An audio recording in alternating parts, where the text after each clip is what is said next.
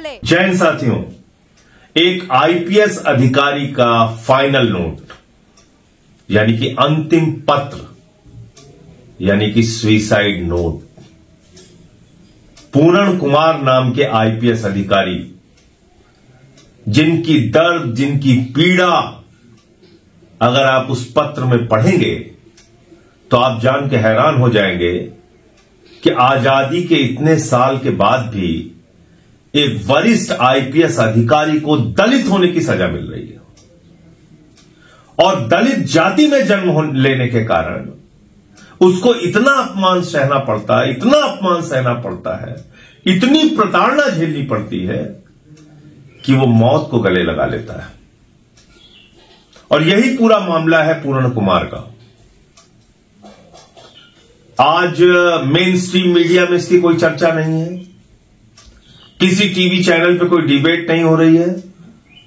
सारा गोदी मीडिया सिर्फ और सिर्फ देश के प्रधानमंत्री और भारतीय जनता पार्टी की तारीफ करने में जुटा रहता है।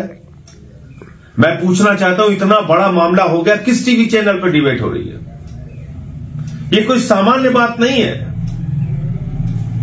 हरियाणा काडर के इतने वरिष्ठ आईपीएस अधिकारी पूरण कुमार जी की जब आप पूरी गाथा पढ़ेंगे, जब वो पूरी कहानी सुनेंगे, आपकी आंखों से आंसू आ जाएंगे। 2022 से मामला चल रहा था और गुनाह क्या था उनका? एक मंदिर में वो चले गए, उनके मंदिर में जाने को मुद्दा बनाया गया उनके ही विभाग के द्वारा कि एक दलित होकर वो मंदिर में कैसे चले गए। आप सोचिए, एक आईपीएस अधिकारी मंदिर में चला गया क्योंकि वो दलित समाज से है, इसलिए उसको मुद्दा बनाया जाता है उनके ही विभाग के द्वारा। भारतीय जनता पार्टी के राज में हरियाणा में 2022 में उनकी पत्नी जो है वो आईएएस है। इससे बड़ी कौन सी नौकरी होती है हिंदुस्तान में? एक आईएएस, एक आईपीएस। पत्नी हरियाणा के मुख्यमंत्री के साथ उनके ऑफिस में काम करती हैं।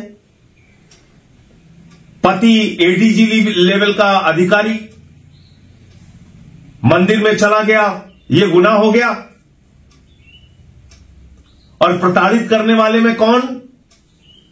वहां के डीजीपी का नाम सामने आया, हरियाणा राज्य के डीजीपी का नाम, हरियाणा राज्य के चीफ सेक्रेटरी का नाम, हरियाणा राज्य के कई अधिकारियों का नाम आया।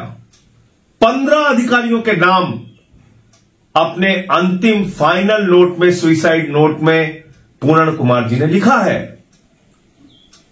कि किस तरह से उनको जाति सूचक शब्दों से गालियां दी जाती थी, किस तरह से दलित होने के कारण उनके मंदिर में जाने को मुद्दा बनाया गया, किस तरह से अपने पिता के बीमार होने पर छुट्टी बाकी रहने के बावजूद उनको छुट्टी सैंक्शन नहीं की गई और उनके पिता की मौत हो गई। वो आंध्र प्रदेश में अपने पिता के अंतिम वक्त में नहीं पहुंच पाए। इससे ज्यादा पीड़ा, इससे ज्यादा दुख, इससे ज्यादा प्रताड़ना क्या किसी व्यक्ति को दी जा सकती है? फिर उसी आदमी के खिलाफ, और इन्हीं पूरण कुमार जी ने ऐसा नहीं कि इस मामले को दबाया, इन्होंने इन तमाम घटनाओं की शिकायत की वरिष्ठ अधिकारियों से, कोई कार्रवाई नहीं हुई। और सिर्फ शिकायत नहीं की, हरियाणा के, पंजाब के हाई कोर्ट में, चंडीगढ़ में हाई कोर्ट में याचिका दाखिल की, फिर भी कोई कार्रवाई नहीं हुई। उल्टा इनको हटा के, एडीजीपी के रैंक से हटा के ट्रेनिंग जहां पे होती है पुलिस वालों को, वहां पे पोस्ट किया गया और वहां पे पोस्ट करके इनके खिलाफ इनके ही एक मातहत एसपी से, इनके जूनियर अधिकारी से रोहतक में एफआईआर दर्ज कराई गई। किसकी तरफ से? एक शराब के व्यवसायी की तरफ से। और यह कहा गया कि पूरण कुमार जी का जो स्टाफ था वो 2.5 लाख रुपए की रिश्वत मांग रहा था और एफआईआर दर्ज की गई पूरण कुमार के नाम पे। उसके बाद वो हताश होके, पीड़ित होके, दुखी होके, तकलीफ में होके अपने घर के नौकरों से कहते हैं मैं बेसमेंट में जा रहा हूं, मुझे कोई डिस्टर्ब नहीं करेगा।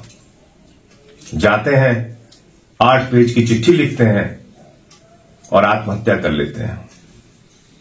मरने से पहले अपनी वो चिट्ठी अपनी पत्नी को भेजते हैं, अपने दोस्तों को भेजते हैं। उनकी पत्नी ने एफआईआर दर्ज कराने के लिए चंडीगढ़ के एक थाने में एप्लीकेशन दी है। पता नहीं क्या कार्रवाई होगी, क्योंकि ये नया भारत है, मोदी जी का नया भारत, जहां बड़ी अर्थव्यवस्था की बात की जाती है, विकसित भारत की बात की जाती है, डिजिटल इंडिया की बात की जाती है, आपके गौरवमयी इतिहास के बारे में बार बार चर्चा की जाती है। एक मुख्य न्यायाधीश के पद पर बैठे हुए चीफ जस्टिस सुरक्षित नहीं, उनको गालियां दी जाएंगी, उनको मौत के घाट उतारने की धमकी दी जाएगी, उनके ऊपर जूते फेंके जाएंगे, उनके गले में हांडी बांधी जाएगी। एक आईपीएस अधिकारी जो 25 साल से आईपीएस की नौकरी कर रहा है, जिसकी पत्नी खुद आईएएस है, उसको जाति सूचक शब्दों से गालियां दी जाएंगी। यह नया भारत है, यह है मोदी का नया भारत, यह है भाजपा का नया भारत। सोचना आपको होगा, अगर आजादी के 78 साल के बाद भी इस देश के दलितों को, पिछड़ों को, आदिवासियों को, मुसलमानों को जानवरों की तरह ट्रीट किया जा रहा है, जानवरों की तरह उनसे व्यवहार किया जा रहा है, तो एक कैसा नया भारत हम लोग बना रहे हैं, यह सोचना है आपको। और इंसाफ की आवाज उठाइए, मत उम्मीद रखिए गोदी मीडिया से। कम से कम इतना तो कर सकते हैं, जैसे मैंने एक वीडियो बनाया पूर्ण कुमार के पक्ष में, एक वीडियो ही बना दीजिए, कुछ तो बोलिए, लगे तो आपकी चेतना जिंदा है, ऐसा महसूस तो हो कि इस देश में कुछ लोगों के मन में ऐसी घटनाओं को सुन के पीड़ा होती है। आप